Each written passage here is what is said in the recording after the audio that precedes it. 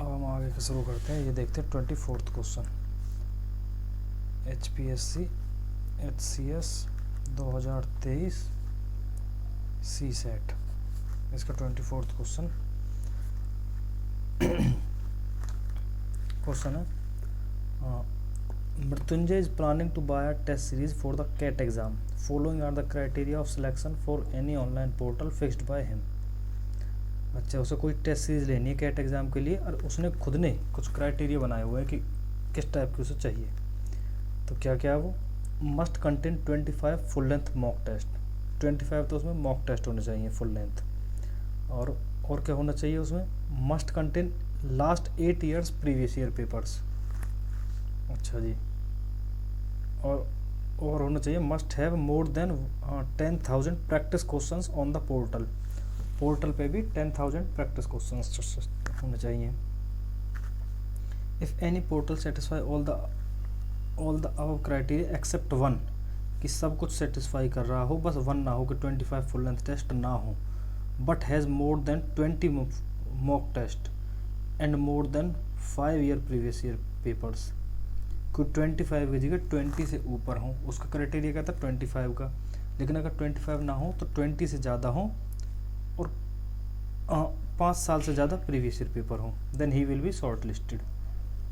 अच्छा, if all the portal satisfy all the above criteria except 3, कि third ना हो, 1000 प्रैक्टिस क्वेश्चंस ना हो, बट हैज़ मोर देन 8000, कम से कम 8000 से ज़्यादा हो, and recorded classes video he will ask his mentor, और रिकॉर्डेड क्लास की वीडियो मिल जाए, 8000 प्रैक्टिस पेपर हो और वीडियो मिल जाए तो वो अपने मेंटर से पूछेगा। ये उसने क्राइटेरिया बनाया कि ये सब हुए तो सिलेक्ट कर ही लेगा।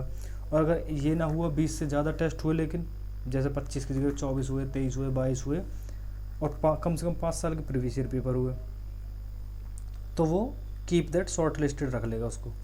अच्छा, और अगर ऐसा हुआ ये हो जाए लेकिन 10,000 की जगह इससे थोड़े कम टेस्ट हुए, जैसे 9,000 या 8,000, तो वो अपने मेंटर से पूछेगा। अब देखो होती क्या है। Let's crack CAT is providing online test series for CAT, it is providing 18 mock test. ठीक है जी, कैट की टेस्ट सीरीज मिल रही है, उसे कैट की चाहिए थी। अब हमें कैसे क्वेश्चन में करना क्या होता है, हम ये देखते हैं कि हमारे पास हमारी क्राइटेरिया क्या था और हमें इनमें से कितनी सेटिस्फाई हो रही हैं, और जो नहीं हो रही हैं उसके लिए क्या हमें कोई दूसरा ऑप्शन दिया हुआ या नहीं दिया। जैसे इस वाली में देखो, इसमें कहा कैट की टेस्ट सीरीज उसे चाहिए थी, कैट की ही मिल रही है। It is providing 18 mock test, उसके लिए उसने क्या डिमांड की थी कि कम से कम कितने होने चाहिए 25, लेकिन यहाँ पे कितने मिल रहे हैं 18। ठीक है जी। अब कह रहे हैं and 5 years previous year paper, कि 5 साल के प्रीवियस ईयर पेपर हों। It is also providing 12,000 practice questions. देखो ये क्राइटेरिया फॉलो हो रही है, क्यों? 10,000 से ज़्यादा है। यहाँ पे लास्ट 8 ईयर के चाहिए थे, इसको सिर्फ 5 ईयर दिए जा रहे हैं।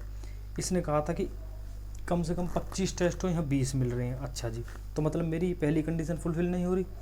अब अगले इन वाले पॉइंट में देखो कि क्या ऐसा कोई क्वेश्चन, ऐसा कुछ मेरे पास वो है ऑप्शन कि अगर ये सेटिस्फाई नहीं हो रही हो तो क्या करूँ मैं। तो यहाँ पे देखो, ये वाली देखोगे तुम, ये है कि सब कुछ सेटिस्फाई हो रहा हो एक्सेप्ट वन नहीं हो रही हो, लेकिन मोर देन 20 हो मॉक टेस्ट, मोर देन 20। मेरे पास कितने थे यहाँ पे? सिर्फ 18, तो इससे ज़्यादा नहीं है। तो जब ये भी फुलफिल नहीं हो रही तो क्या कहूँगा मैं? Not selected. वो सिलेक्ट क्यों करेगा? उसको 25 की डिमांड थी, 25 ना तो कम से कम 20 तो मिले, लेकिन यहाँ पे सिर्फ 18 दे रहे हैं, तो ये सिलेक्ट नहीं करेगा। ठीक है, समझ आया ऐसे क्वेश्चन में करना क्या है? मैं अपनी इन्हीं कंडीशंस में घूमूंगा कि कौन कौन सी सेटिस्फाई हो नहीं हो रही है। जो नहीं हो रही हैं उसके लिए क्या मेरे पास कोई दूसरा ऑप्शन है तो वो क्या उसके साथ आंसर उसके साथ मिलाएंगे, नहीं है तो आगे बढ़ेंगे, कह देंगे सेलेक्ट नहीं करेंगे। जैसे अब देखो 25 वाला, ये भी ऐसे ही है ये। अच्छा देखो, mister Yogendra Kumar is looking for a tenant for a vacant 3 BHK flat in Laxmi Nagar में फ्लैट है, Delhi. He has fixed some criteria for the selection of tenants for his flat के लिए टेनेंट्स के लिए कुछ क्राइटेरिया फिक्स किया उसने खुद ने। क्या वो? Must have less than 5 member in the family, 5 member से कम होने चाहिए फैमिली में। All family members should be vegetarian एक क्राइटेरिया, 5 मेंबर्स क्राइटेरिया। इंडियन में criteria, must be an Indian national. If any tenants family satisfy all the above criteria except A, कि सारा कुछ हो लेकिन 5 मेंबर से ज़्यादा हो या कुछ, हाँ 5 मेंबर से ज़्यादा हो जाए, but has not more than 4 adults, कि 5 से ज़्यादा हों लेकिन अडल्ट सिर्फ 4 ही हों, उससे ज़्यादा ना होना चाहिए। And rest are children, then he will ask his son, तो वो अपने बेटे से पूछेगा कि ऐसा हो जाए कि 6 मेंबर हैं, 4 जिसमें एडल्ट और 2 बच्चे हैं, तो वो अपने बेटे से पूछेगा इसके लिए। ये है यहाँ से एक तो कि अपने बेटे से पूछेगा इसके लिए, अगर ये सेटिस्फाई नहीं हो रही। दूसरी क्या है, if any tenants family satisfy all the above criteria except B, कि वो वेजिटेरियन ना हुए, नॉन वेजिटेरियन हुए, तो वो क्या करेगा, but does not cook non vegetarian at home, non vegetarian हो लेकिन घर पे ना बनाए, then he will ask his wife, तो वो अपनी वाइफ से पूछेगा कि घर पे नहीं बनाएंगे तब क्या करेंगे। अब देखो इसके पास कोई टेनेंट आता है, अब वो इसको सिलेक्ट करेगा या नहीं करेगा, हमें ये बताना है। जैसे मान चलो mister Mohan Prasad is an Indian national, Indian national है, हमारी एक कंडीशन थी इंडियन नेशनल, ये सेटिस्फाई होगी। And looking for a flat in Laxmi Nagar Delhi, Laxmi Nagar में देख रहा फ्लैट, हमारे भी लक्ष्मी नगर में ही था, ठीक है जी। अब है क्या, he lives with his wife mother father 6 year son and 4 year daughter, कितने लोग हो गए टोटल, एक लड़की एक लड़का 2, फादर 3, मदर 4, वाइफ 5 और वो 6, खुद 6। उसकी डिमांड कितने की थी कि 5 मेंबर्स ही हों, ये कंडीशन सेटिस्फाई नहीं हो रही। तो इस अगर ये सेटिस्फाई नहीं हो रही तो इसका कोई दूसरा ऑप्शन था हमारे पास, डी पॉइंट पे जाओ कि अगर 1 सेटिस्फाई ना हो रही है तो क्या हो कि not more than 4 adult in the family, 4 से ज़्यादा एडल्ट नहीं है। हमारी फैमिली में कितने एडल्ट है, वो खुद है, वाइफ है, मदर है और फादर है, तो 4 ही एडल्ट है उसके भी। अच्छा जी, और कौन है, बाकी बच्चे हैं, जो बच्चे हैं 2 बच्चे, ठीक है। तो दूसरी, अब ये क्या करेगा, अपने बेटे से पूछेगा इसके लिए। अभी तक हमें ये पता चल गया, अब देखते हैं हम तीसरी कंडीशन सेटिस्फाई होती है नहीं होती। कहाँ, all his family members are vegetarian, second भी सेटिस्फाई होगी, सेकंड भी होगी, थर्ड भी होगी। फर्स्ट नहीं हुई, लेकिन फर्स्ट का जो दूसरा ऑप्शन है मेरे पास वो हो रहा है कि भाई 4 से ज़्यादा एडल्ट नहीं है फैमिली में और 4 ही एडल्ट है और 2 बच्चे, तो वो क्या करेगा, अपने बेटे से पूछेगा। अब मिस्टर मोहन के लिए वो अपने बेटे के पास जाएगा, ही विल सेलेक्ट नहीं करेगा क्योंकि कंडीशन सेटिस्फाई नहीं है। He will not be selected, ऐसा भी नहीं है कि सिलेक्ट नहीं करेगा। Mister Yogendra Kumar will ask his wife का क्राइटेरिया नहीं है, वाइफ का कब था कि अगर वो नॉन वेजिटेरियन होते तब सोचता वाइफ से, जब तब पूछता। अब कहाँ जाएगा वो, बेटे के पास, क्योंकि और सारी कंडीशन हो रही है, बस ये नहीं हो रही, ये जब ये हो रहा हो तब बेटे के पास जाता है वो, ख़त्म। ऐसे ये वाले ऐसे ही किए जाते हैं, इन्हीं में होता सारा आंसर उसकी कंडीशंस में। जैसे ये देखो, ये वाला इसको करके देखो, 26 Ronnie is a model and looking for a personal gym trainer. Following other selection criteria for a candidate to get selected for the role of personal gym trainer for Ronnie. क्या क्या क्राइटेरिया रखा उसने personal gym trainer के लिए, must have completed bachelors completed हो, ठीक है जी, और must have work experience of at least 3 years, कम से कम 3 साल का वो हो एज अ ट्रेनर, 3 ईयर का एज अ ट्रेनर हो। अच्छा जी, if a candidate fulfils criteria A कि बैचलर्स तो हो उसके पास एंड नॉट बी को नहीं कर रहा हो, but have done a diploma course in personal training, then he will keep that person short listed कर लेगा। If a candidate fulfil B but not A but has done a degree course in nutrition and dietetics, then he will ask his manager कि 3 साल के trainer का उसके पास certificate तो हो, experience, लेकिन बैचलर्स ना हो बल्कि उसकी जगह कोई डिग्री कोर्स हो न्यूट्रिशन में, न्यूट्रिशन एंड डायटिक्स, तो वो अपने मैनेजर से आप पूछेगा। अब देखो कोई बंदा जाता है इसके पास, अब ये क्या करेगा, ये एक तरीके से इसके पास क्राइटेरिया रख दिया कंपनी ने कि ये रखना करना तुझे। अब इसके पास ये मिकल कोई बंदा पहुंचता है, क्या क्या लेके जाता है, Michael has done a diploma course in personal training. अब देखो इन वाले ऑप्शन में डिप्लोमा कोर्स कहाँ पे हो रहा था, ऑप्शन सी में, have a diploma course in personal training, ठीक है जी। And he has 2 years of experience, जब ये कब हो रहा था, जब सेकंड वाली कंडीशन फुलफिल ना हो रही हो, यहाँ कम से कम 3 साल का मांगा था, इसका यही हो रहा है कि 2 साल का है। As a gym trainer he is a graduate from premium institute, graduate है तो मतलब बैचलर डिग्री तो है, क्राइटेरिया ए फुलफिल हो रहा है। और सेकंड वाला नहीं हो रहा क्योंकि इसके पास 2 साल का ही वो है सिर्फ वर्क एक्सपीरियंस, और यहाँ कितना मांगा था 3। और जब फर्स्ट हो रहा हो और सेकंड ना हो रहा हो तो क्या था कि डिप्लोमा कोर्स हो उसके पास, वो भी उसके पास है वही पर्सनल ट्रेनिंग में, तो ये क्या करेगा। तो अब इसी पे जाओ, ये वाली कंडीशन बता दे मुझे, he will keep that person short listed, short list कर लेगा उसको, he will keep that person short listed, option C. आगे समझ, यहीं पे होता है ऐसे, ये रीजनिंग के क्वेश्चन ऐसे हैं, इनमें इन्हीं में आंसर छुपा होता है। ऐसे बहुत क्वेश्चन है यार। देखो अब ये 27th देखो Vipul is short listing universities for masters program, he has decided following criteria for a selection of any university. क्या क्या क्राइटेरिया रखा उसने, देखो must be situated in the USA और यूके, या तो यूएसए में हो या फिर यूके में हो। अच्छा जी must provide masters in management program, management program में मास्टर्स प्रोवाइड कर रहा हो। Must have a tuition fee of less than $30,000, $30,000 से कम का वो होनी चाहिए fees. If any university fulfil all the criteria except A, कि यूएसए और यूके में ना हो, तब क्या करेगा, but is situated in Australia, then he will ask his brother for the selection of university. अगर ऐसा हुआ कि यूके और यूएसए की बजाय वो ऑस्ट्रेलिया में हुई यूनिवर्सिटी, तो वो अपने भाई से पूछेगा कि क्या करना है। और अगर ऐसा हो जाए कि if any universities fulfil all the criteria except C, कि सी को नहीं फुलफिल कर रहा हो, कि फीस इससे ज़्यादा हो 30,000 से, but provide 60 to 80% scholarship on tuition fee, then he will ask his father. अगर ऐसा हो कि फ़ीस ज़्यादा हो जाए लेकिन स्कॉलरशिप प्रोवाइड कर रहा हो, ये भी कंडीशन है, तब वो अपने फादर से पूछेगा। अब देखो क्या होता है the university of Edinburgh is situated in the Ireland UK, पहली कंडीशन सेटिस्फाई होगी। कहाँ पे मेरी यूनिवर्सिटी, यूके में, यूके या यूएसए में होनी चाहिए थी, यूके में, तो पहली टिक लगा दो कि होगी जी। दूसरा, and provides a masters degree in management program to all national and international students, masters degree management में प्रोवाइड करनी थी, ये भी सेटिस्फाई हो रही है। Masters in management program to all, ठीक है जी। The tuition fee for the masters program is $50,000, उसकी कंडीशन कितनी थी कि 30,000 तक बस, लेकिन ये ज़्यादा जा रही है। तो जब ये वाली कंडीशन फुलफिल नहीं हो रही, तो हमारे पास दूसरा ऑप्शन क्या था कि भाई अगर ऐसा हो कि 30,000 से ज़्यादा जा रही हो, तो उसे कम से कम 60 से 80% स्कॉलरशिप प्रोवाइड करनी चाहिए। अब ये देखते कि क्या ऐसे कोई वो है इसमें, ये यूनिवर्सिटी प्रोवाइड कर रही है, तो ये देखो ये प्रोवाइड करी 75% स्कॉलरशिप टू डिजर्विंग कैंडिडेट्स।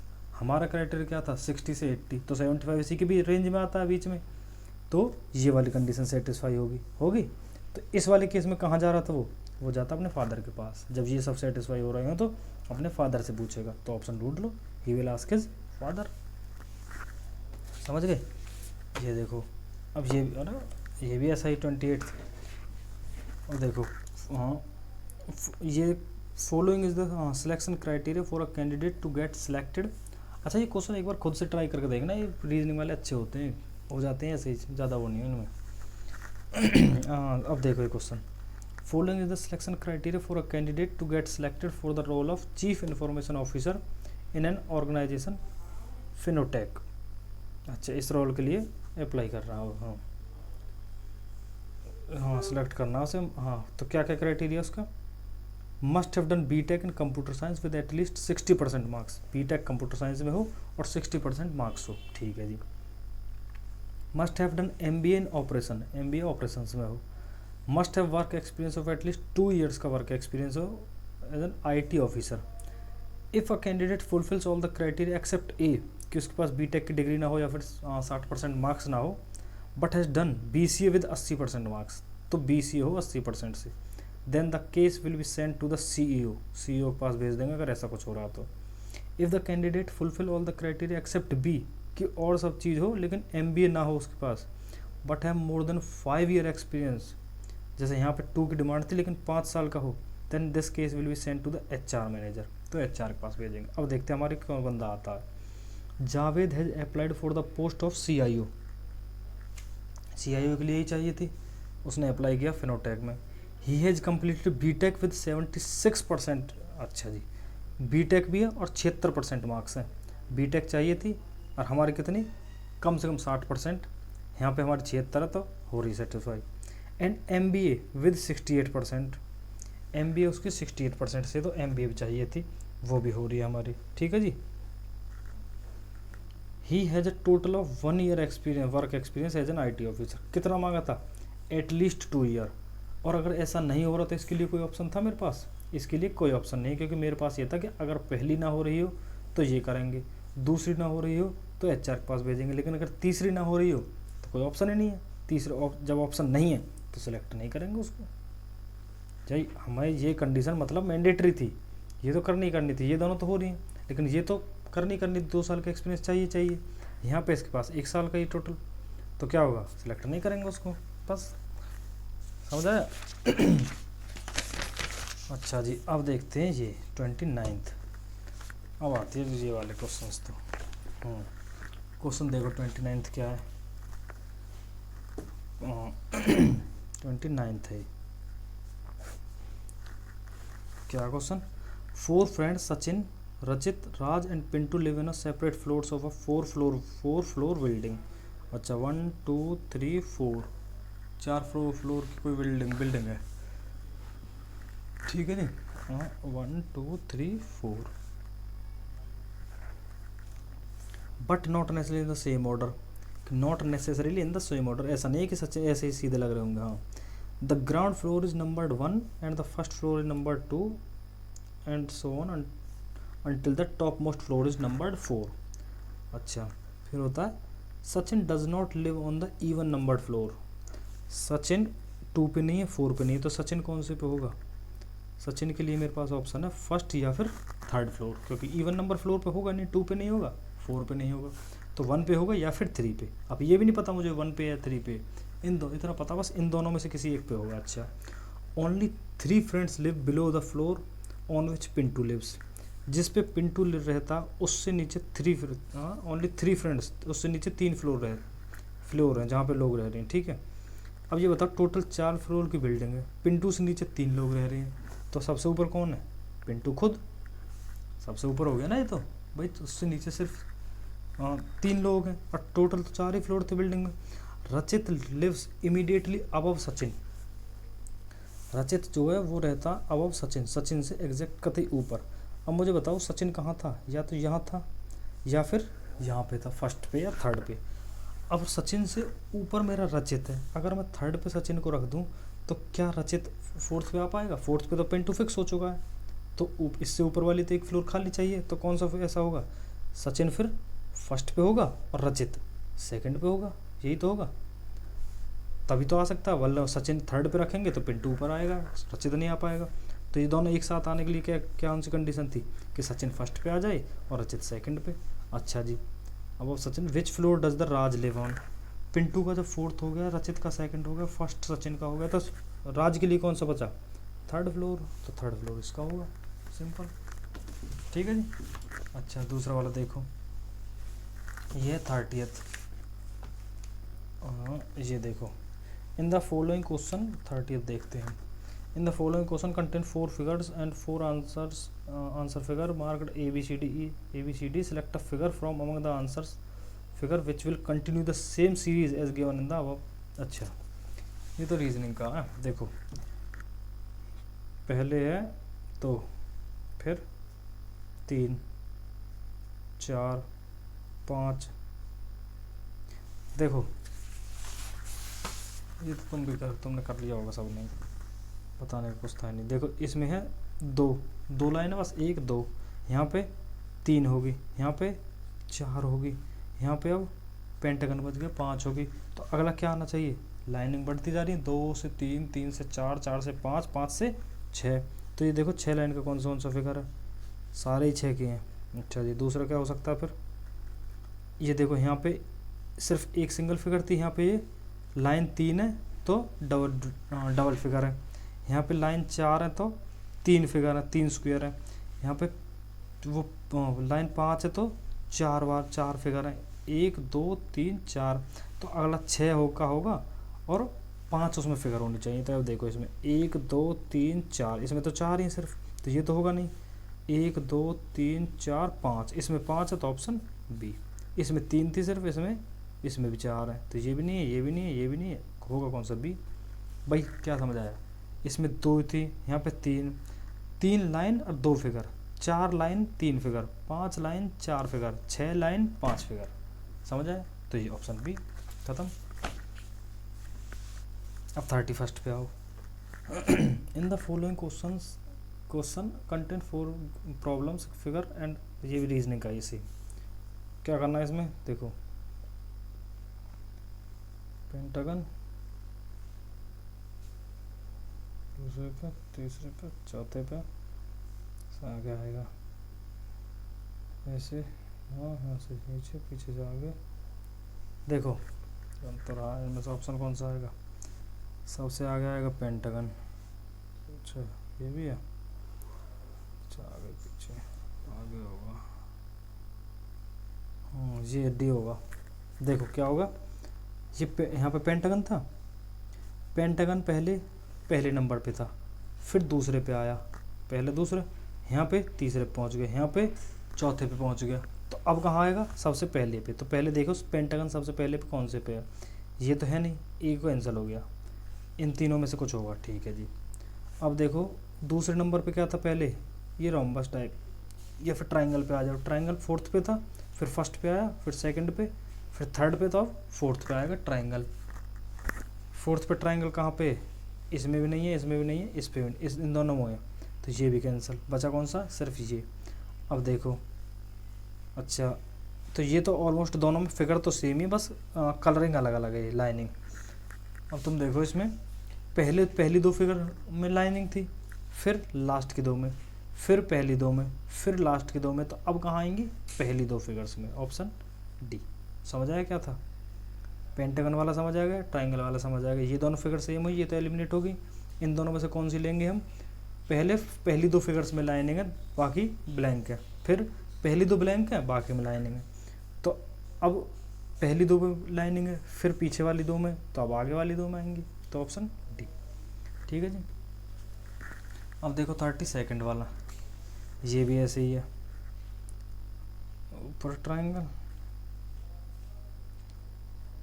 ऐसे ऐसे ऐसे ऐसे ऊपर जाएगा, इन दोनों में से 2 3 4 5 ये आएगा। देखो इस वाले इसको एरो को देखो, सिर्फ ये पहले ऊपर था, फिर सीधा 90 डिग्री घूमा है, 90 डिग्री क्लॉकवाइज इधर आ गया, फिर 90 डिग्री क्लॉकवाइज नीचे आ गया, फिर 90 डिग्री क्लॉकवाइज इधर आ गया। ऊपर से देख, पहले ऐसे था, फिर इधर घूमा, फिर नीचे आया, फिर इधर गया, अब ऊपर गया फिर से। तो इधर जाने के बाद अब कहाँ जाएगा? वापस 90 डिग्री घूमेगा जब क्लॉकवाइज, तो ये ऊपर। तो ऐसे 2 फिगर, ऐसा फिगर ढूंढो जिसमें ये वाला एरो ऊपर हो। कौन कौन सी? पहली ए और बी, ये दोनों कैंसिल ही हो गई, ये एलिमिनेट हो गई।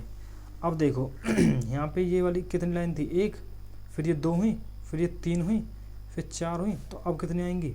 1 2 3 4 5। तो 5 देखो, 1 2 3 4 है यहाँ पे 5, तो ऑप्शन ए खत्म।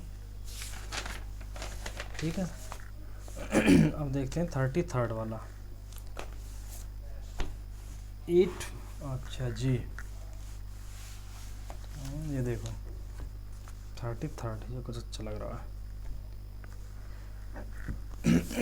8 men from a yoga group were asked for the preference of fragrance from musky, woody, aqua, cigar and whether they used them in either perfume, deodorant or talcum। यार लिखते चलो, टोटल 8 मैन है, क्योंकि बड़ा paragraph है। Fragrance कौन कौन सी है, इनमें नाम लिख लो इनके। मस्की हो सकती है, या फिर वुडी हो सकती है, या फिर एक्वा हो सकती है, या फिर सिगार हो सकती है। अच्छा जी, ये तो फ्रेगनेंस है। इधर परफ्यूम किस किस टाइप से यूज़ कर सकते हैं इनको? परफ्यूम हो सकती है वो, डिओड्रेंट्स हो सकती है, या फिर टेलकम हो सकती है। अच्छा, अब मुझे 8 बंदे अभी तक नहीं पता कौन कौन है वो, मुझे ये पता चलेगा इनको यूज़ करेंगे और कुछ इस टाइप से हो रहा होगा। तो देखो क्या क्या हो सकता है।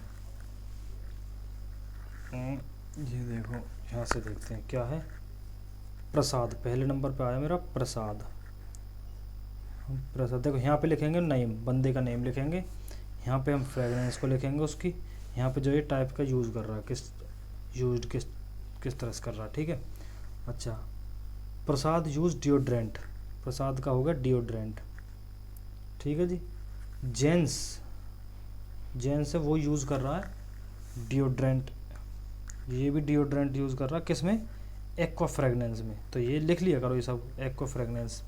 Only one man among them use talcum, तो यहाँ पे लिखो ये लिख लो। अभी मुझे नहीं पता कौन बंदा है, टेलकम का सिर्फ एक मैन है, एक बंदा जो टेलकम यूज़ करेगा।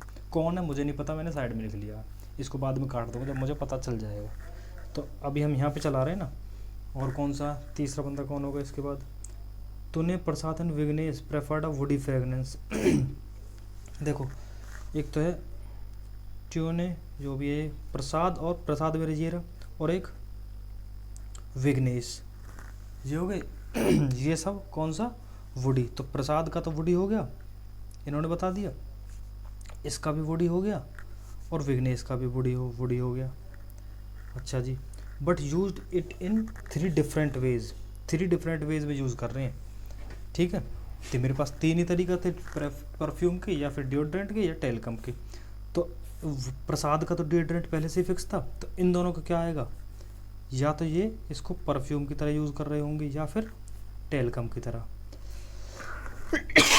सॉरी, ये तीनों को अलग अलग तरीके से यूज़ कर रहे थे।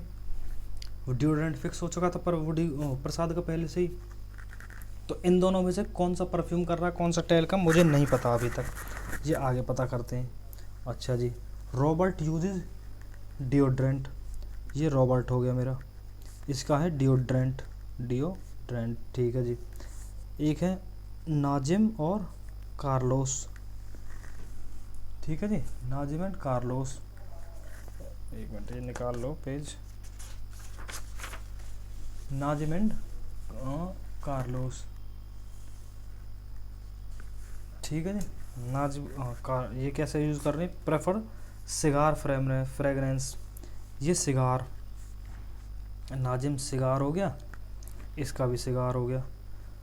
And uses it in 2 different ways each, 2 different ways में यूज़ करना। अब मुझे एक बात बताओ, अब देखो यहाँ पे आओ, ये बताओ मुझे टेलकम के कितने लोग थे, एक, और वो कौन सा होगा, इन दोनों में से कोई होगा। तो इसके अलावा तो टेलकम कहीं नहीं है। अब इनमें से कौन अभी तक मुझे नहीं पता, लेकिन ये पता चलेगा कि हाँ इन दोनों में से टेलकम है। तो बचा कौन कौन सी चीज़, सिर्फ तो टेलकम का तो यहाँ फिक्स हो गया, और एक ही बंदा था बस यूज़ करने वाला। तो अब परफ्यूम या डिओड्रेंट कर रहे होंगे बाकी। इन दोनों का बोला कि ये अलग अलग हैं दोनों, तो ये दोनों क्या यूज़ कर रहे होंगे, एक परफ्यूम कर रहा होगा और एक डिओड्रेंट। टेलकॉम क्यों नहीं है, क्योंकि टेलकॉम इन दोनों में से एक है, एक ही बंदा सिर्फ टेलकॉम यूज़ कर रहा है। तो इन दोनों का क्या, सिर्फ परफ्यूम या फिर डिओड्रेंट, कौन सा क्या यूज़ कर रहा है मुझे नहीं पता, आगे की लाइन बताएगी कुछ। In 2 different way, only one man likes musky fragrance, musky use करने वाला भी एक ही बंदा है, वो भी यहाँ पे लिख लो, मस्की वाला एक पर्सन सिर्फ, ठीक है जी। अच्छा, Eddie prefers the same fragrance as Jens, Eddie जो है EDDI, Eddie prefers the same fragrance as Jens, Jens की कौन सी फ्रेगनेंस थी, एक्वा, तो ये एडी भी एक्वा कर रहा होगा। But not use it in deodorant, ये किस में यूज़ कर रहा होगा, फिर डिओड्रेंट नहीं है तो इसके पास ऑप्शन क्या है, सिर्फ परफ्यूम। समझ रहे हो तुम परफ्यूम क्यों, क्योंकि टेलकम यहाँ पे फिक्स हो चुका है और उसके अलावा कोई यूज़ कर नहीं रहा टेलकम को, टेलकम यूज़ करने वाला एक ही बंदा है, ठीक है जी। अब क्या मेरे पास, नॉट डिओड्रेंट परफ्यूम, ट्यूने and Nazim do not use deodorant और टेलकम। अब देखो ट्यूने और विग्नेश में से कोई टेलकम यूज़ कर रहा था, यही था मेरे पास ऑप्शन। और ये लास्ट वाली लाइन में कह रहे कि ट्यूने and Nazim do not use deodorant और टेलकम, ना तो डिओड्रेंट यूज़ कर रहे हैं ना टेलकम, तो ट्यूने टेलकम नहीं होगा, तो कौन सा टेलकम होगा, विग्नेश, टेलकम का विग्नेश है, ठीक है। तो जब टेलकम का विग्नेश हो गया तो परफ्यूम किसका हो गया, ऑब्वियसली इसके पास होगा, ट्यूने के पास परफ्यूम। अच्छा, और क्या बोलो मुझे, नाजिम, जो नाजिम था वो ना डिओड्रेंट यूज़ कर रहा ना टेलकम, तो ये क्या यूज़ कर रहा है, ये परफ्यूम यूज़ कर रहा है, ये परफ्यूम यूज़ कर रहा, तो इसके लिए क्या ऑप्शन बचा, डिओड्रेंट, बस डिओड्रेंट, ठीक है जी। सबका फिक्स हो गया किसके पास क्या है। अच्छा, इसका बच गया बस रॉबर्ट का, रॉबर्ट के लिए एक कौन सा फ्रेगनेंस कौन सा होगा, कौन सी बची थी, एक बंदे के पास मस्की जानी चाहिए थी, कौन सा बचा वो, सिर्फ यही, तो इसके पास क्या है, मस्की, ख़त्म। सब कुछ इसमें से दिया था, बस मैंने तो नेमिंग कर दी उसके सामने डाल के। अब देखो इनमें पूछा क्या है, which of the following person product fragrance combination is incorrect, incorrect पूछिए। ED, perfume, aqua. एडी ये रहा, परफ्यूम यूज़ कर रहा, एक्वा ठीक है जी ये तो। कार्लोस, परफ्यूम नहीं डिओड्रेंट है, सिगार तो है लेकिन डिओड्रेंट, मेरे डिओड्रेंट है यहाँ पे परफ्यूम दे रखा, तो ये क्या है, गलत है, इसका बी होगा आंसर। और ये रॉबर्ट वाला चेक कर, रॉबर्ट डिओड्रेंट कर रहा है और मस्की सही है। विग्नेश टेलकम कर रहा है और वुडी, ये भी सही है, ये भी ठीक है, रॉबर्ट ठीक, गलत कौन सा, कार्लोस वाला, ठीक है जी, बी ऑप्शन। ये आ गया समझ में। अब देखते हैं नेक्स्ट वाला।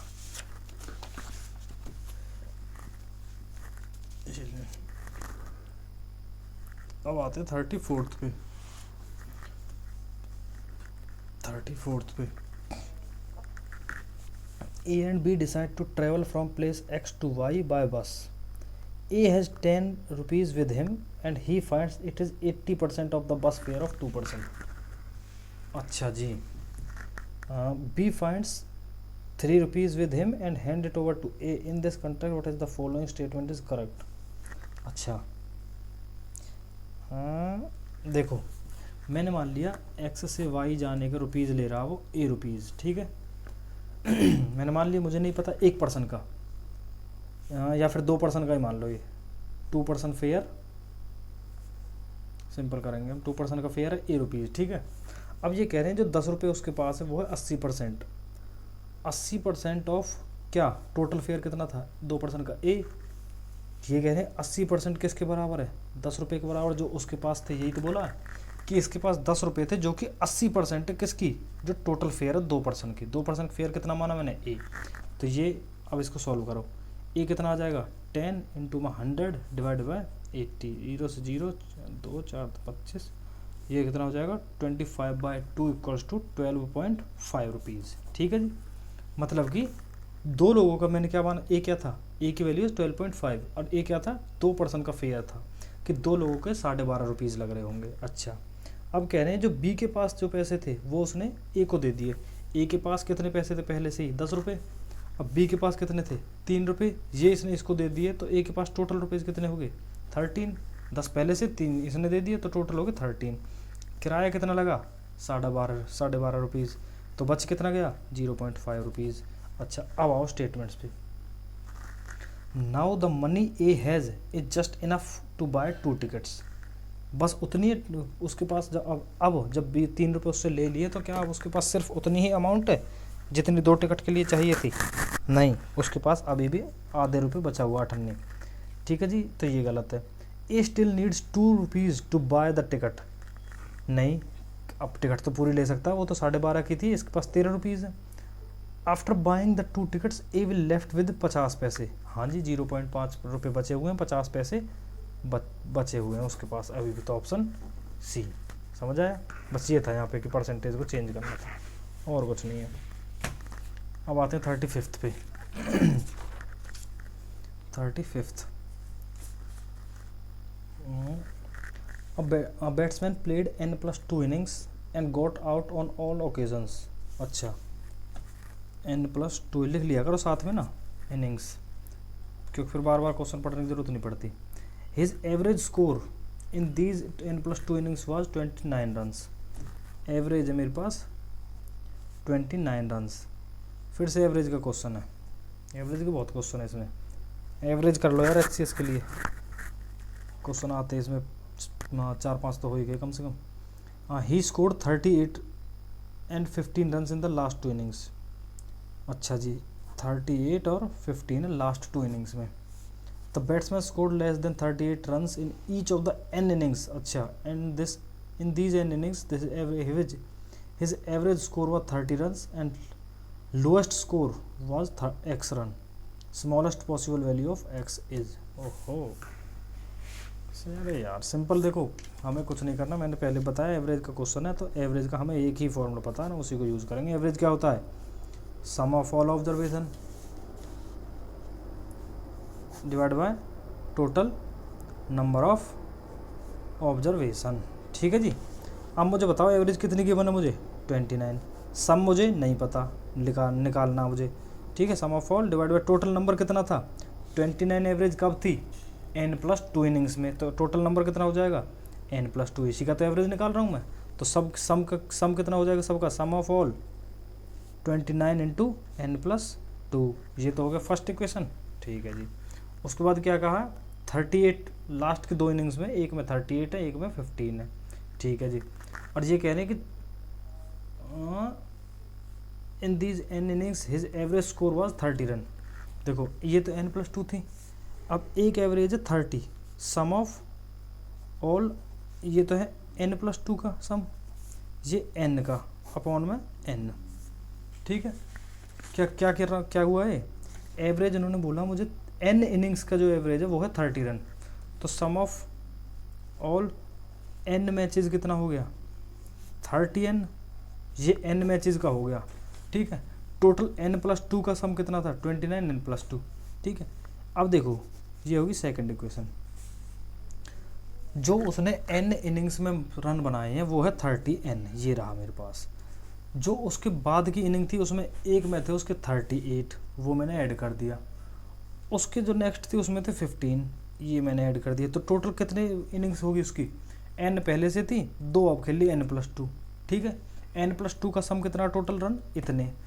ये किसके बराबर होंगे, जो मैं पहले निकाल चुका हूँ n+2 के लिए ये था, तो इसके इक्वल डाल दूँ मैं इसको 29 n+2। ठीक है जी। अब इनको करो कितना आएगा ये 30n minus 29n equals to 58 minus 38 minus 15 कितना हो जाएगा 5। तो n इक्वल्स टू 5, कि n की वैल्यू तो 5 आ चुकी है मेरे पास। टोटल कितनी इनिंग खेली है उसने 7। अब देखो n की वैल्यू 5 आ गई। अच्छा जी, अब क्या कह रहे हैं 38 इन द एवरेज को his lowest the batsman scored less than 38 run in each of the end first n innings. पहली 5 इनिंग में 38 से कम रन है उसके, 38 से कम रन है। अच्छा, अब देखो मुझे ये क्या था मेरा सम, टोटल n इनिंग्स का सम था 50n, some of n innings कितना था 30n, n की जगह पे मैं 5 पुट कर दूं तो कितना हो जाएगा 150 रन्स, कि मुझे n इनिंग्स में टोटल 150 रन्स बन रहे हैं। और ये कह रहे हैं यहाँ पे कि जी उसने हर मैच में 38 रन से कम बनाए हैं। ठीक है, और क्या बोलते हैं उसे, लोएस्ट स्कोर जो है वो है उसका x। ठीक है, अब मैंने मान लिया कम से 38 से कम, मुझे क्या पूछा स्मॉलेस्ट वैल्यू पूछी x की, कि x की कितनी कम से कम वैल्यू होगी।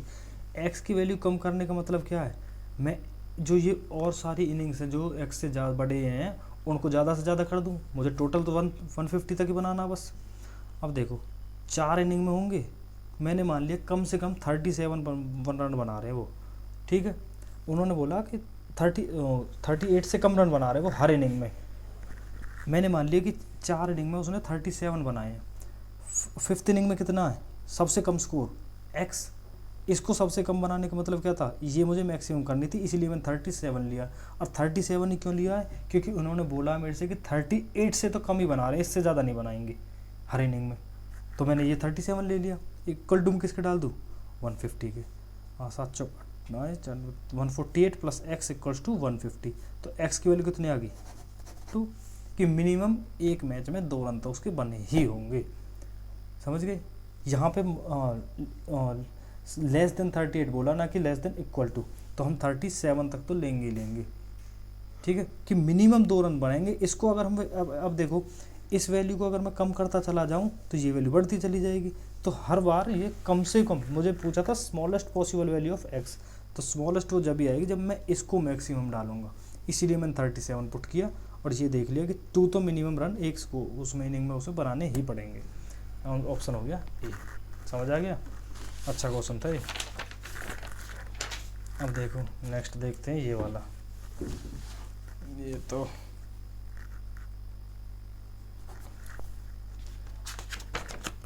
ये है 36। देखो ये तो 3+3/3+1/3+1/3, ये तो यहाँ से शुरू करते हैं। ये वाला पार्ट देखो, सिर्फ 3+1/3 कितना होगा, एलसीएम लोगे तो ये हो जाएगा 3 नीचे, 3 × 3 9 + 1 ये हो जाएगा 10/3। तो ये 3+3/3+1/10/3 होगा। तो ये 10 नीचे और जो डिवाइड बाय 3 है वो ऊपर पहुंच जाएगा। समझ गए क्या हुआ ये? जैसे 1/1/3 है तो इसको हम 3 लिख सकते हैं सीधा। ये 1/3 ऐसा ही होता है ना, 1 / 1/3। तो 1 × 3 ये उल्टा हो जाता है, ये डिवाइड है यहाँ पे, तो मल्टीप्लाई करके हम इसको उल्टा कर देते हैं। समझ गए ना, वही चीज़ यहाँ पे हो रही है बस। अब इसका एलसीएम ले लो, 10 एलसीएम 30 + 3 33/10। 3 + 3 / 33/10, जो नीचे वाला फिर से ऊपर, ये 3 से 11, तो 3 + 10/11। तो अब एलसीएम लोगे तो 11 नीचे, 33 + 10 43/11। ऑप्शन अरे बी है इसका, 43/11। ए नहीं है, ये डी नहीं है, 43/11। यार इसके आंसर्स पे मत जाना, ये किसी और का पेपर है, मैंने किसी से लिया था, तो जो सॉल्व करा रहे हैं बस उनको आंसर्स को देखना। राजा भाई अब देखते 37th question. 37th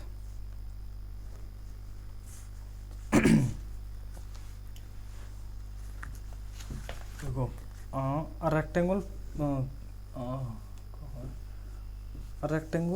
rectangular grassy plot is 38 meter long and 32 meter wide. It has gravel path of uniform width on the inside area of having an area of 600 meter square. The width of the park is। अच्छा जी, देखो ये रहा, ये मान लो ये रहा मेरा, ठीक है जी। और ये मैंने मान लिया कि इन अंदर इस टाइप से वो बन रहा होगा, एक ये रहा, ठीक है। ये टोटल मान लिया मैंने 38, ये यहाँ से वहाँ तक मान लिया मैंने 32, ठीक है। मैंने मान लिया ये जो विड्थ है ये अंदर वाली, ये है ए सेंटीमीटर, ए मीटर मान लो इसे। अब ये कह रहे हैं कि जो इसका एरिया है ना, ये सारा ये है 600 मीटर स्क्वायर है। तो ये एरिया निकलेगा कैसे? अब देखो सिंपल तरीका, इसको क्या करते हैं हम, क्या दिख रहा तुमको, ये रेक्टेंगुलर फील्ड दिख रही है। मैं इसको ऐसे डिवाइड कर दूं, यहाँ से ऐसे गया, ये ऐसे, ठीक है। ये टोटल कितनी होगी 38, और ये यहाँ से यहाँ तक कितना है, ये ऐसे इतना, ये ए था, तो इसका ये एक रेक्टेंगुलर फील्ड बन गया ऐसे, ये वाली ऊपर वाली। तो इसका एरिया क्या होता है रेक्टेंगुलर का, 38 × ए। जैसा ऊपर है ऐसा ही एक नीचे बन रहा है, सेम ये वाला, ये सेम है दोनों, तो इनटू में 2 दोनों का सेम कर दूंगा मैं। प्लस में ये तो सिर्फ इसका एरिया आया, इस वाले रेक्टेंगल का इसका। अब एरिया कौन सा बच गया, ये वाला बच गया अभी। तो इसका देखो ये वाली लेंथ कितनी है, यहाँ से यहाँ तक, 32, तो ये पूरी थी 32, माइनस में ये ए कम हो गया इसमें से, और ये वाला नीचे वाला ए कम हो गया इस पूरी में से। ये यहाँ से यहाँ तक जब ये 32 है, तो यहाँ से यहाँ तक कितनी होगी, इतनी, ये ए कम हो गया यहाँ से, और एक नीचे वाला ए कम हो गया, ठीक है। तो ये कितना बच गया 32 - 2a, 32 - 2a। अच्छा, ये तो सिर्फ इसकी लेंथ होगी 32 - 2a। अच्छा, ब्रेथ क्या होगी, ब्रेथ तो अब भी ए है, वो तो सेम है, ब्रेथ इक्वल टू ए। तो इसका एरिया कितना होगा 32 - 2a × a। अच्छा, ये तो एक साइड का, दोनों साइड का कितना होगा इनटू में 2, जो जितना इधर है इतना इधर होगा, दोनों साइड सेम है। ये दोनों ऐड कर दो, 2 × में 38a प्लस में 32 - 2a × a × 2 = 600।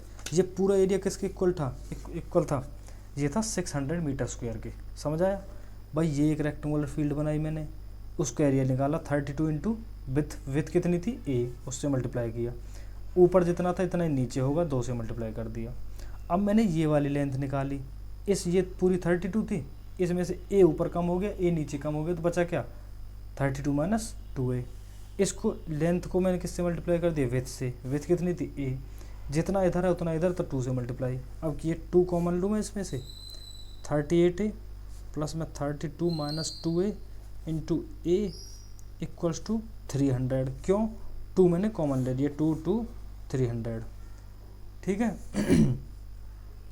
38a plus 32a minus में 2a स्क्वायर इक्वल्स टू 300, ठीक है जी।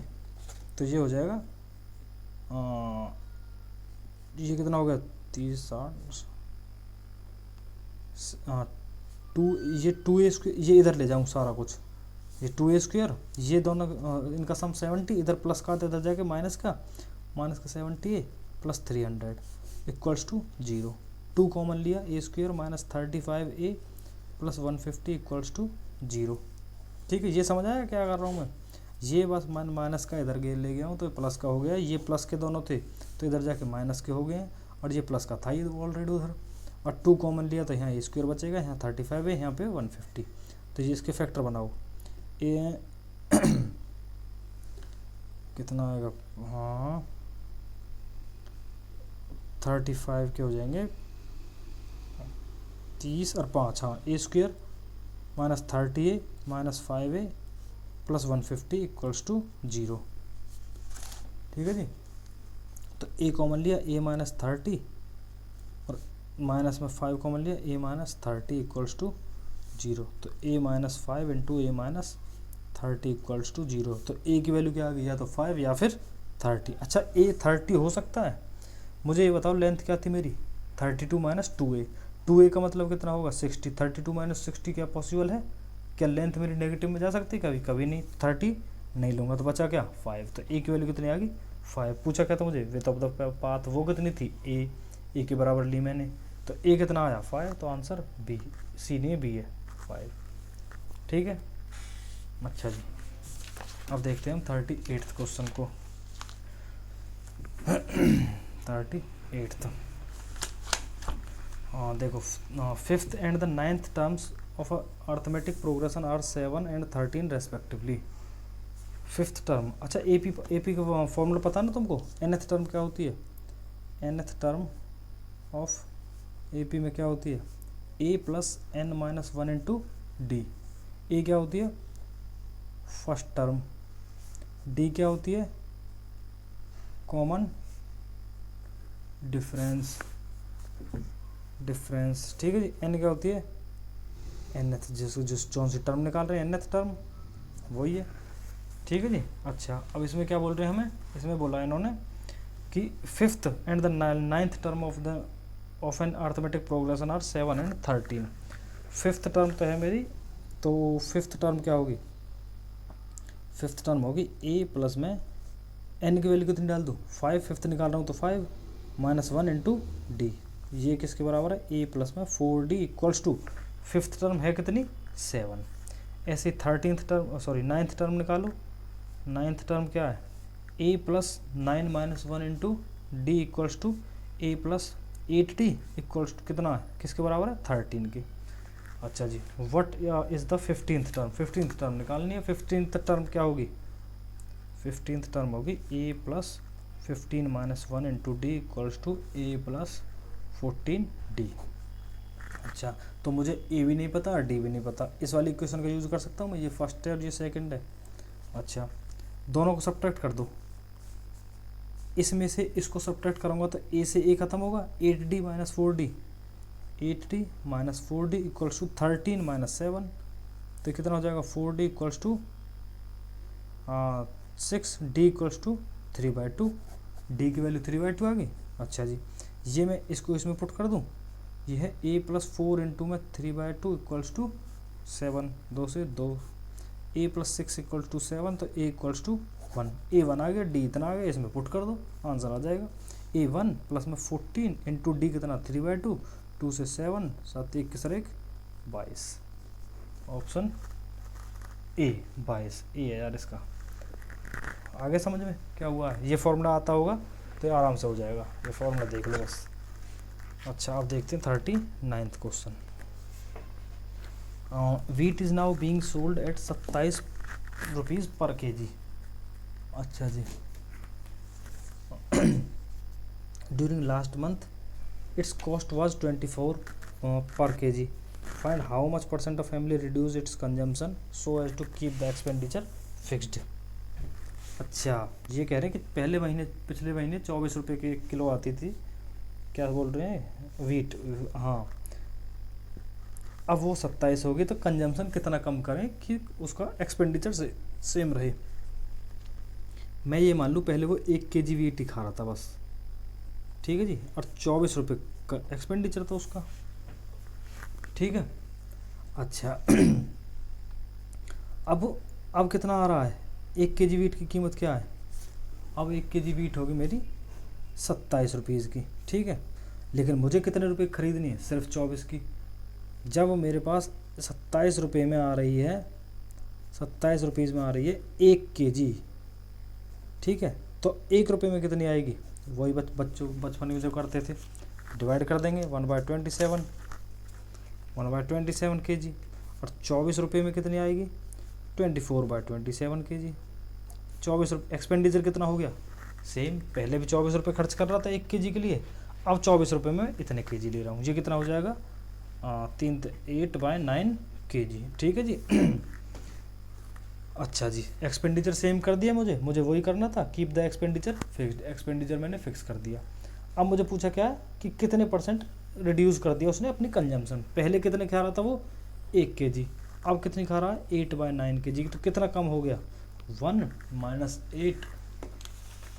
8/9, ठीक है जी। ये कितना हो गया, 1/9 केजी, 1/9 केजी परसेंटेज निकालने को इंटू में 100 कर देंगे, कितना हो जाएगा ये हो जाएगा आपका 9 1 11.1%, ठीक है जी, 11.1% ऑप्शन डी मेरा, ये हो जाएगा। इतने परसेंट कम हो रही है, मैंने 24 रुपये, जैसे 27 रुपये की 1 किलो है, मुझे खरीदनी सिर्फ 24 रुपये की है, मैंने उस हिसाब से कर दिया, 24 को मल्टीप्लाई किया, 27 को डिवाइड किया, इतने केजी। ये पूछा फिर कितनी रिड्यूस कर दी कंजम्पशन, पहले 1 केजी कर रहा था वो, अब वो कितनी कर रहा, वो उसमें से घटा देंगे, तो इतनी रिड्यूस कर दी, वो कितनी होगी, परसेंटेज निकालने के लिए इंटू 100 कर देते हैं, तो वो 11.1%। अब देखते हैं 40th। ये कह रहे हैं 45 people take 18 days to dig a pond. If the pond would have to be dug in 15 days, then the number of people to be employed will be। अच्छा जी, 15 डेज में करनी है मुझे। देखो 18 डेज में कितने लोग कर रहे हैं, 45 लोग पीपल, ठीक है जी। तो एक दिन में कितने लोग करेंगे उसे, 45 गुना में 18 होगा भाई, 18 लोग 45 दिन ले रहे हैं किसी काम को करने में, तो 18 दिन में 45 लोग काम कर रहे हैं, 45 लोग मिलके करेंगे 18 दिन में, तो एक दिन में अगर एक ही दिन में काम करना हो तो ज़्यादा लोग लगाने पड़ेंगे, ऑब्वियस सी बात समझ आ रही है। तो ये सिंपल लाइफ, डेली लाइफ से देखो कि 45 लोग किसी काम को 18 दिन में कर रहे हैं, अगर मुझे वो काम जल्दी कराना हो, जैसे राम मंदिर वाला ही था, पहले धीरे धीरे काम चल रहा था, जब लगा के अब इलेक्शन आ गए, तो अब ज़्यादा जल्दी काम कराने के लिए क्या किया, ज़्यादा से ज़्यादा लोग लगा दिए कि और एम्प्लॉयज़ लगा दो वहाँ पे।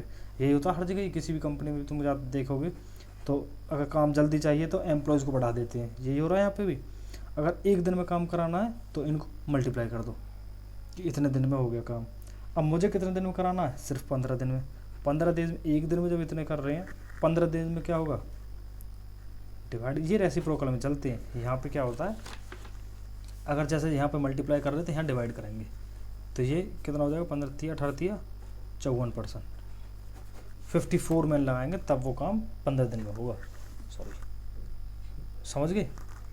जैसे एक दिन का लिए मैंने मल्टीप्लाई किया, तो जब ज़्यादा दिन में काम कराना तो क्या करूँगा, डिवाइड करूँगा, तो डिवाइड किया 54% आ गया। ये जब अच्छे से आएगा, जब ये पूरा चैप्टर भी कराऊंगा मैं। अब ये वाला देखते हैं 41st क्वेश्चन।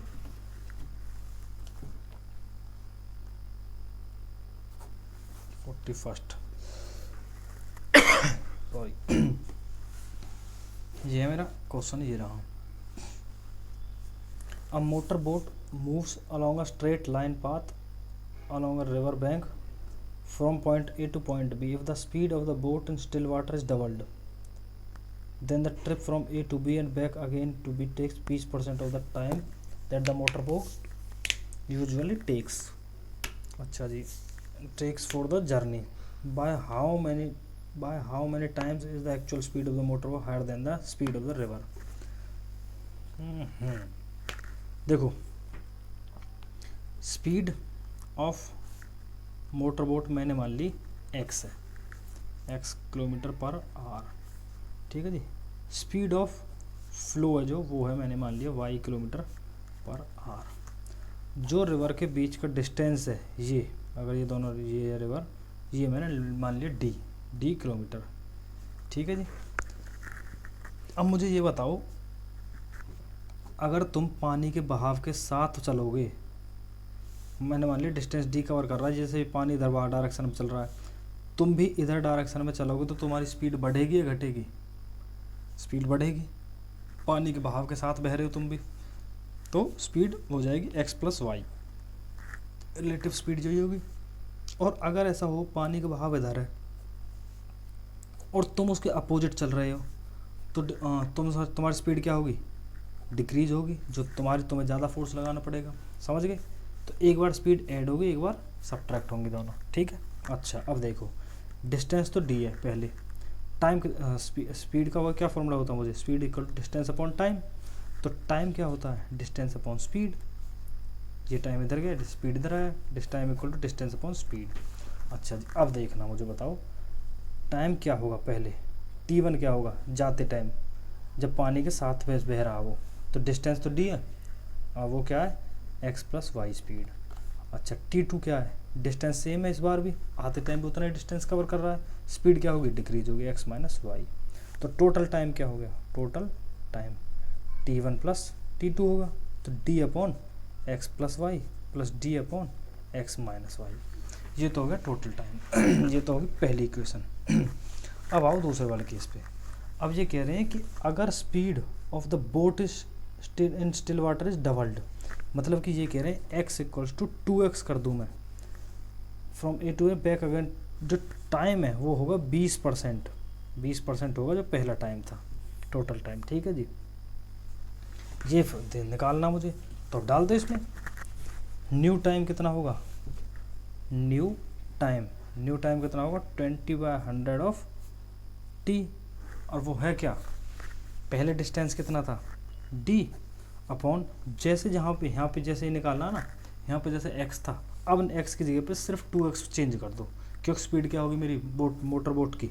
2x, तो 2x plus y, sorry plus d upon 2x minus y, ठीक है जी। तो ये हो जाएगा 1/5, तो 1/5 t कितना था?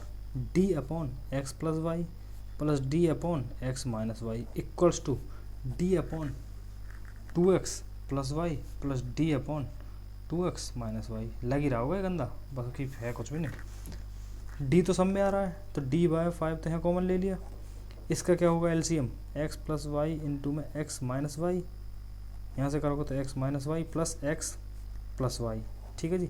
d यहाँ से भी कॉमन लिया, एलसीएम लोगे तो 2x plus y into 2x minus y, 2x minus y this plus 2x plus y. d से d खत्म, y से y खत्म, यहाँ y से y खत्म, ऊपर क्या बचा? 2x upon 5 into x square minus y square. x plus y into x minus y क्या होता है?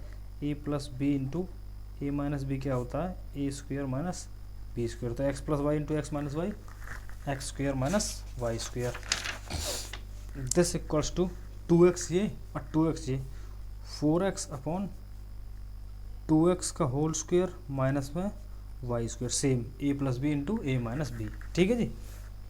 2x से ये 2 पे ख़त्म, ये 5 इधर गया। अब देखो इसको इधर लेके जाओ, 2x का whole square 4x square minus y square equals to 5 into 2 10 x square minus y square, ठीक है जी। 4x² और ये इधर 10x²। देखो ये वाला लाओ इधर, ये इधर लाओ, 4x² minus y² equal to 10x² minus 10y²। ये इधर लेके गए 10y² minus y² equal to में 10x² माइनस 4x²। तो ये कितना हो गया 9y² इक्वल्स टू में 6x²। ठीक है जी। तो x² कितना आ गया 9/6 y² इक्वल्स टू 3/2 y²। यहाँ से क्या आ गया x इक्वल्स टू में √3/2 y, ये आएगा x इक्वल टू में √3/2 y।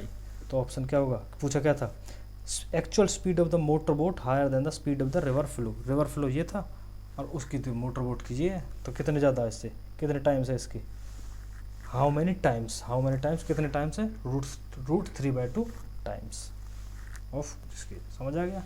बस यहाँ पे ये बस देखने वाली चीज़ तो यही थी कि स्पीड एक बार बढ़ती है एक बार घटती है। इसको तुम 20% के इक्वल डालोगे, बाकी तो कैलकुलेशन थी सिर्फ। अब कैलकुलेशन यार, कैलकुलेशन तो नहीं सिखाऊंगा, अब फॉर्मूला तो बता भी दूँ। ये तो ये आइडेंटिटी तो हमें पता होनी चाहिए कम से कम, उसको यूज़ करोगे ख़त्म ऑप्शन। फिर तो क्रॉस मल्टीप्लिकेशन है बस, और क्या है, इसको मैं इधर ले गया, इसको इधर ले गया, मल्टीप्लाई किया, जो कट रहा था उसको काट दिया, प्लस किया, सब्ट्रैक्ट किया, बस वही है। 40 सेकेंड देखो, 40 सेकेंड वाला देखते हैं क्वेश्चन क्या कह रहा है।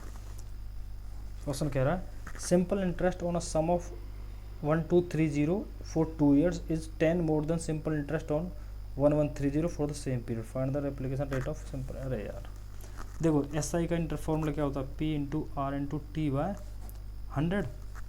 अब मुझे बताओ पहले केस में P क्या है 1230 टाइम 2, ठीक है जी। तो SI कितना हो जाएगा 1230 इंटू में R पता नहीं है वो निकालना ही है, इंटू 2/100। ठीक है यहाँ तक। अच्छा जी, ये हो गया पहला केस। अब दूसरा केस देखो, दूसरे में ये कह रहे हैं कि मेरे पास जो P है वो है 1130, तो SI कितना हो जाएगा 1130 इंटू में R कितना है निकालना है T, फिर से सेम पीरियड है, सेम पीरियड, तो 2/100। 1 0 से 1 0, 1 0 से 1 0। अच्छा ये कह रहे हैं कि जो ये इंटरेस्ट है ये है 10 ज़्यादा है किससे, इस वाले से, तो 123 R into 2/10 equals to 113 into R into 2/10 plus 10 क्यों हुआ, इस वाले इंटरेस्ट से 10 ज़्यादा था ये वाला, इसमें 10 ऐड करेंगे हम तब इसके बराबर होगा। तो ये 2 5 2 5 123 R minus 113 R by 5 equals to 10। तो ये ऐसे लिख लूँ, R/5 कॉमन निकाल लूँ यहाँ से, क्या बच गया 123 minus 113 equals to 10। R into में कितना बच गया 10/5 इक्वल्स टू 10। तो R इक्वल्स टू 10, 0 से 0, ये 5 इधर जाएगा मल्टीप्लाई में, R इक्वल टू 5%, ये 5 आएगा यहाँ पे A। समझ गए, R 42 का A। R ये सिंपल ये फॉर्मूला था, बस एक फॉर्मूला था, इनको दोनों को इक्वेट करना था, सॉल्व किया, ख़त्म, कुछ भी नहीं है। 43rd देखो। अच्छा, a river 2 metre deep 45 metre wide flowing at a rate of 3 km/h, the quantity of water that runs into the sea per minute। Quantity of water का मतलब क्या है, वॉल्यूम पूछ रहे हैं मेरे से, कितना वॉल्यूम होगा। अच्छा जी, अब देखो मुझे बताओ, 1 मिनट में पूछा मुझे, 1 मिनट में ये कह रहे हैं, देखो मुझे पता चल गया यहाँ से जो इसकी डीप मतलब कि इसकी हाइट कितनी होगी। अच्छा ये क्यूबॉइड टाइप बनेगा, कुछ इस टाइप से बनेगा, ये इस टाइप से जो पानी फ्लो कर रहा होगा इस टाइप से ही तो बनाएगा वो। जो इसकी डेप्थ थी ये वाली, ये तो होगी मेरी 2 मीटर डीप, और जो ये है ये चीज़ ये होगी मेरी 45 मीटर, ये 2 मीटर, ये लेंथ है, ये फ्लो कर रहा होगा मेरा वाटर 3 km/h की स्पीड से। अच्छा जी, मुझे निकालना कितने लिखिए के लिए पर मिनट, 1 मिनट के लिए। देखो अब मुझे पता speed equals to distance upon time होगा। स्पीड कितनी है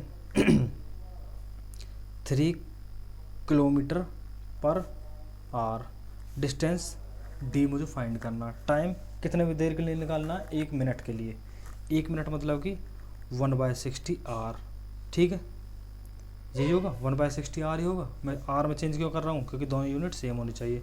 तो डिस्टेंस कितना हो गया, 3 किलोमीटर पर आर इंटू में 1/60 आर, 1/60 आर, 60 आर, तो आर से आर खत्म, ये खत्म हो गया 3/60 किलोमीटर, ये हो गया मेरा डिस्टेंस। डिस्टेंस का मतलब क्या मेरे, ये 30, डिस्टेंस मतलब लेंथ होगी। वॉल्यूम क्या होता है, l into b into h, तो एल होगी 3/60, किलोमीटर को मीटर में चेंज करूँगा तो 1000, मीटर में क्यों चेंज कर रहा हूँ, सारे ऑप्शंस मीटर में है और मेरे 2 यूनिट पहले से ही मीटर में है। 2 इंटू 45, 1 0 से 1 0, 3 से 2, 2 से 2 खत्म, बचा गया 4500 मीटर क्यूब, 4500 मीटर क्यूब, ये है इसका सीन, है 4500 मीटर क्यूब, खत्म। बस ये था, वॉल्यूम निकालना था, l into b into h होता, मुझे बी और एच पहले से पता, एल निकालनी थी, एल के लिए मैंने डिस्टेंस फॉर्मूला यूज़ कर लिया, ज़्यादा करोगे। Distance equal speed into time, तो डिस्टेंस हो जाएगा स्पीड इंटू टाइम, तो स्पीड मेरा 3 किलोमीटर पर आवर ये गिवन थी, टाइम मुझे वो दे रखा 1 मिनट के लिए निकालना है, ये पर मिनट, तो 1 मिनट के लिए मैंने चेंज किया, उसको निकाला, बस खत्म, ठीक है जी। अब देखते हैं 44वां क्वेश्चन, ये देखो 44, wow, a stock of food is enough for 240 men for 48 days. How long will it the same stock last for 160 men? अच्छा जी, देखो ये उसी टाइम एंड वर्क की तरह ही रेसिप्रोकल में चलते हैं। देखो ये 44th 240 मैन है जो, उनके लिए वो खाना 48 डेज़ के लिए है, ठीक है जी। तो एक मैन के लिए वो खाना कितने दिन के लिए रहेगा। अब तुम मुझे बताओ, कोई खाना है वो 48 दिन चलेगा 240 लोगों में, अगर वहाँ पे सिर्फ एक लोग रहेगा, एक बंदा रहे, तो वो खाना कितने दिन चलेगा, कम दिन चलेगा, ज़्यादा दिन। जब एक ही बंदा है तो ज़्यादा दिन चलेगा, तो क्या करूँ मैं, मल्टीप्लाई, लॉजिकली सोच लेगा, रियल लाइफ में लेके चीज़ों को ईजी रहेगा, कोई फार्मूला वगैरह ज़्यादा यूज़ नहीं करने, सिंपल हो जाते हैं उससे। देखो जैसे ये है कि भाई 240 लोगों के लिए खाना 48 डेज़ के लिए है, जब बंदा सिर्फ एक ही रहे तो वो खाना ज़्यादा दिन चलेगा, तो मल्टीप्लाई कर दो। अब कह रहे हैं एक बंदे के लिए वो इतने डेज चल रहा है, पूछा कितने दिन के लिए, कितने बंदों के लिए, 160 मैन। अब क्या हो रहा है, इसके कंपेयर में 160 बढ़ रहा है, एक लोग के लिए इतना दिन था, और जब लोग बढ़ेंगे तो क्या होगा, तो नंबर ऑफ डेज कम होंगे, तो डिवाइड कर दो, कम करने के लिए डिवाइड कर दो, यही डेज है जो भी आ जाए, ख़त्म। 8 दूनी 8 तिया 2 थे 24, 24 तिया 72 डेज, ख़त्म, ये रेडी हो गया, समझ आया। 240 मैन के लिए वो 48 डेज़ के लिए था, एक महीने के लिए ज़्यादा दिन का होगा या कम होगा, दिन ज़्यादा दिन चलेगा वो खाना, 48 इंटू 240। जब एक बंदे के लिए खाना हो इतने दिन के लिए और नंबर ऑफ पर्सन बढ़ जाएं, वो 160 हो गए, तो अब खाना क्या होगा, कम डेज चलेगा, तो कम डेज कम करने के लिए क्या करते, क्वांटिटी को डिवाइड कर दो, खत्म, आंसर आ गया, हो गया। 45th देखो, द ग्रेटेस्ट नंबर अमंग, अच्छा 2 की पावर 60, 3 की पावर 48, 4 की पावर 36, 5 की पावर 24। देखो ऐसे क्वेश्चंस में करना क्या होता है, जब भी ऐसे क्वेश्चन आ जाए ना, फ्रैक्स ये पूछा हो कि इनमें से कौन सा बड़ा है, तो जो इनकी पावर हो इनका HCF फाइंड करो। HCF क्या होगा इनका, 60, 48, 36, 24। 6 से सब जा रहे हैं, 6 10, 6 8, 6 4, 6 चौका, 2 से 5 4 3 और 2, इसके बाद कोई कॉमन फैक्टर नहीं है इनमें, तो HCF कितना हो गया, HCF हो गया 12, ठीक है 12 हो गया। अब देखो HCF हो गया 6 इंटू 2, क्योंकि यही इनके बीच में कॉमन फैक्टर आ रहा था। अब क्या करना है, जितनी भी ये पावर है ना, ये पावर, इनको तुम HCF से ही डिवाइड कर दो और HCF से ही मल्टीप्लाई कर लो, या फिर मैं ये कहना चाहता हूँ, या फिर इस नंबर को तुम इसका कुछ मल्टीपल में बनाओ, जैसे कि 2 की पावर 12 में ऐसा क्या मल्टीप्लाई करूँ कि ये 60 बन जाए, 5 इंटू 12 लिख सकता हूँ, 3 में ऐसा क्या मल्टीप्लाई, 12 में ऐसा क्या मल्टीप्लाई करोगे 48 बन जाए, 4, तो 4 इंटू 12, 12 में अब ऐसा क्या मल्टीप्लाई करो 36 हो जाए, 3 इंटू 12, अब इसमें 12 में ऐसा क्या मल्टीप्लाई करो 24 हो जाए, 2 इंटू 24, या फिर यहाँ से ले लिया करो, जैसे कॉमन फैक्टर छोड़ के जिसके नीचे ये लिख रहा है उसी के साथ में इसका मल्टीपल ले लो, 12 इंटू 4 ये रहा, 12 इंटू 3 ये रहा, 12 इंटू 2 ये रहा, 12 इंटू 5 ये रहा।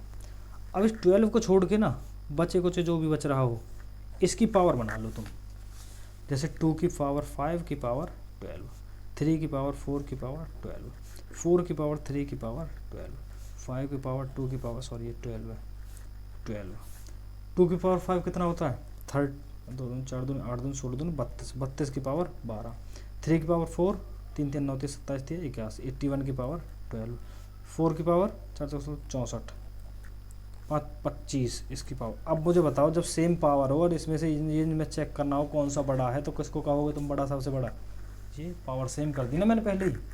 तो ये करते हैं, तो क्या करना किया मैंने, जितनी भी पावर थी उनका HCF लिया, फिर उस HCF का मल्टीपल बनाया, तो जो HCF था उसको छोड़ के उनकी पावर का सॉल्व कर लो, बाकी जिनमें से जो बड़ा आए बेस में वही सबसे बड़ी है, कौन सी हो जाएगी फिर, ये कौन सी चल रही थी हमारी 3 की पावर वाली, 3 की पावर ये है, फिर बस डी नहीं है बी है आंसर, समझ गए। ये है 45th। अब 46 देखो, the average height of basketball team A is 5 feet 11 inch and that of team B is 6 feet and 2 inch। अच्छा जी, फिर से एवरेज का क्वेश्चन है यार, एवरेज कर लो तुम सच में HCS करना तो एवरेज क्या क्या होता है, sum of observation divide by number of observation. Average height कितनी है 5 feet 11 inch।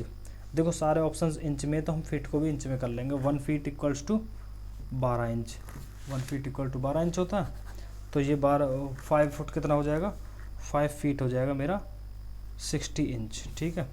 तो 60 इंच और प्लस में 11 इंच, तो कितना हो जाएगा 60 प्लस 11 कितना हो जाएगा ये 71 inch.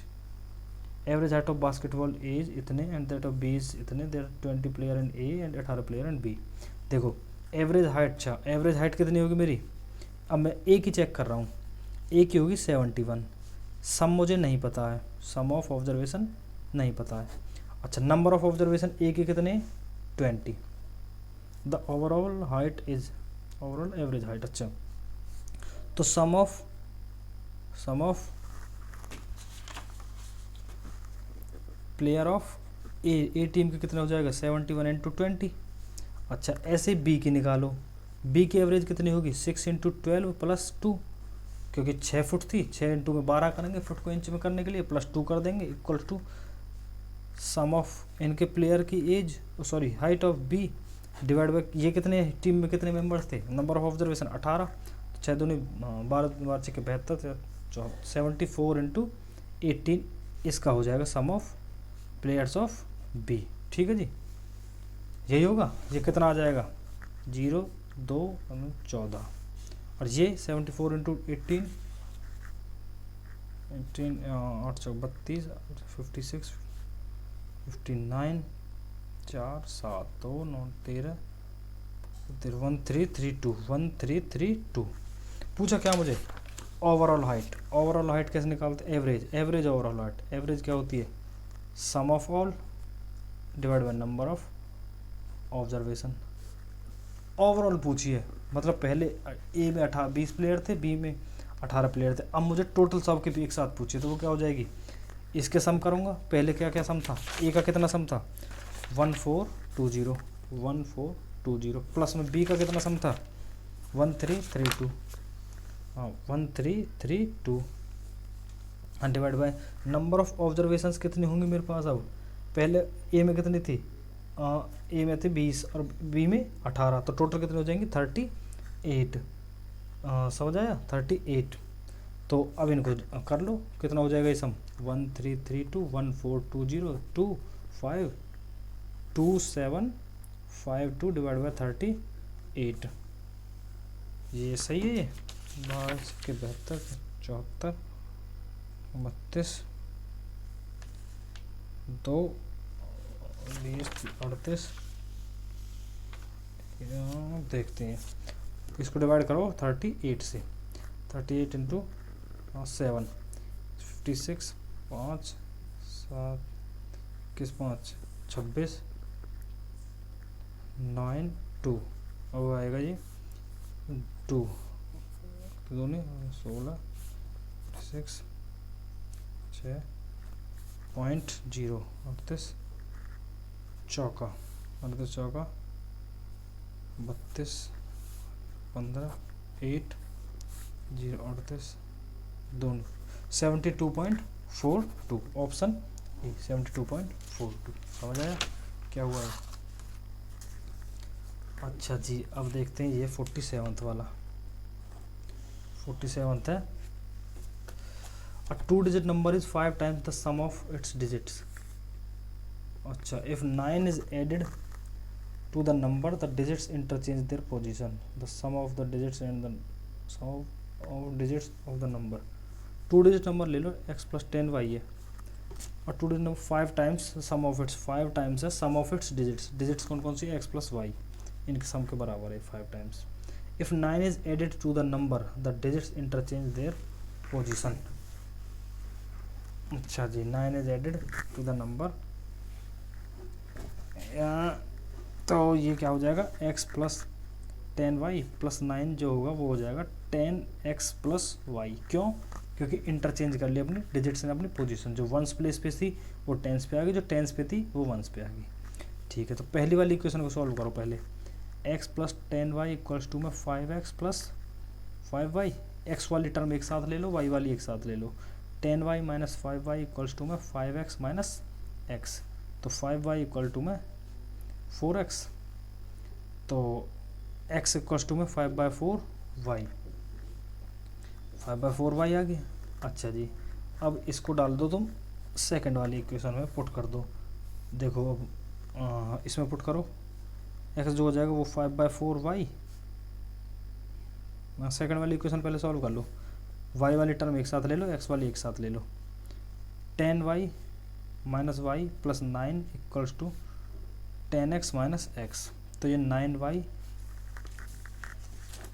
Plus 9 equals to 9x, 9 common लिया, y plus 1 equals to x।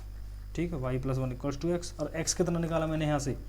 5/4y, तो 1 equals to 5/4y minus y, ये वाला y मैं उस साइड ले गया। ठीक है, तो ये हो जाएगा 5y माइनस 4y अपॉन 4, कैसे? एलसीएम से, एलसीएम लेके, तो y/4, तो y equals to 4, 1 equals to 4 y/4, y/4, तो y इक्वल्स टू 4, y की वैल्यू जब 4 है तो x की वैल्यू कितनी आ जाएगी? इस वाली इक्वेशन पुट करके यहाँ पे x की वैल्यू 5।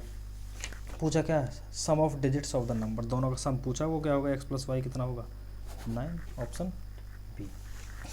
ठीक है जी, ये हो गया मेरा 47th। अब देखते हैं हम 48th वाला। 48th, the product of Rajiv's age 5 years ago with his age 9 years hence is 15। Rajiv's present age is, मैंने मान लिया राजीव की प्रेजेंट एज जो है वो है x। ठीक है, 5 years एगो की एज क्या होगी? x माइनस 5, इसको मल्टीप्लाई किसके साथ करना? प्रोडक्ट करना किसके साथ? एज को 9 years बाद जो होगी वो कितनी होगी? x प्लस 9, ये कितना है? 15।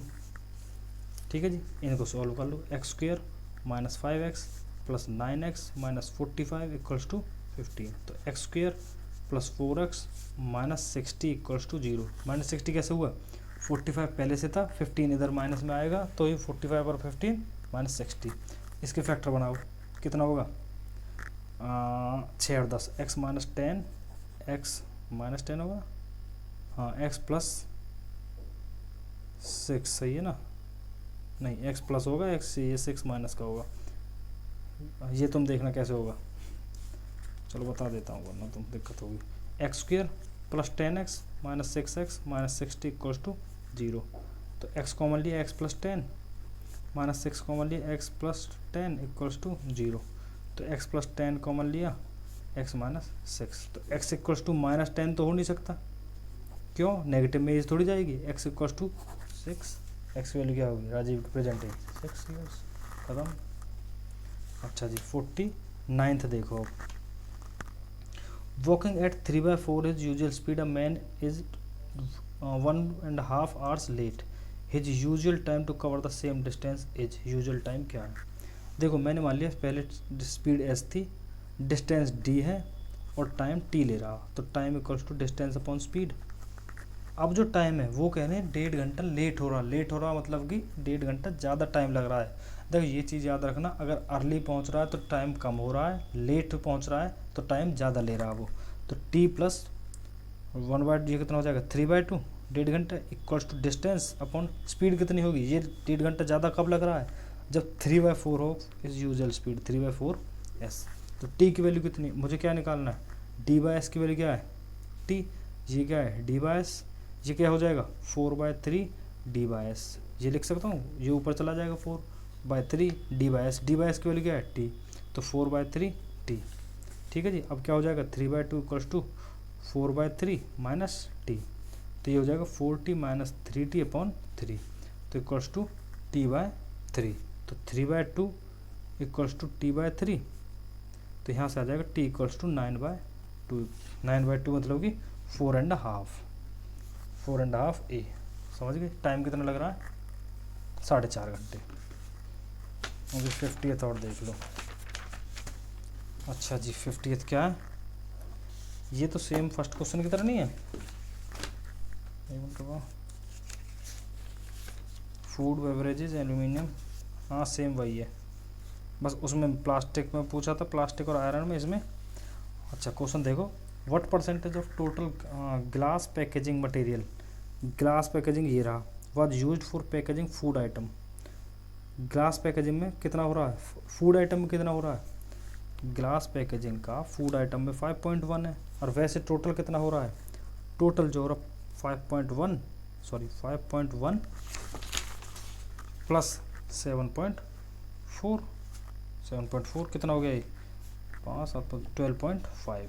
ठीक है जी, मैंने टोटल निकाला क्यों, क्योंकि मेरे से परसेंटेज पूछी है किसकी, ग्लास पैकेजिंग की सिर्फ, तो मैं इसी के रेस्पेक्ट में निकालूंगा। परसेंटेज का फॉर्मूला क्या होता है, जिसकी परसेंट निकालनी है उसको ऊपर रखते हैं, डिवाइड बाय टोटल करते हैं, इनटू में 100, 1 पॉइंट से 1 पॉइंट गया, 25 पंजे 25 चौका, तो 4 डिवाइड बाय 5 सॉरी 4 20 कितना हो जाएगा 5 से 4 0 40.8 ए 50 का ए 40.8, समझ गए। तो ये हो गया यहाँ पे 50th क्वेश्चन। ठीक है जी।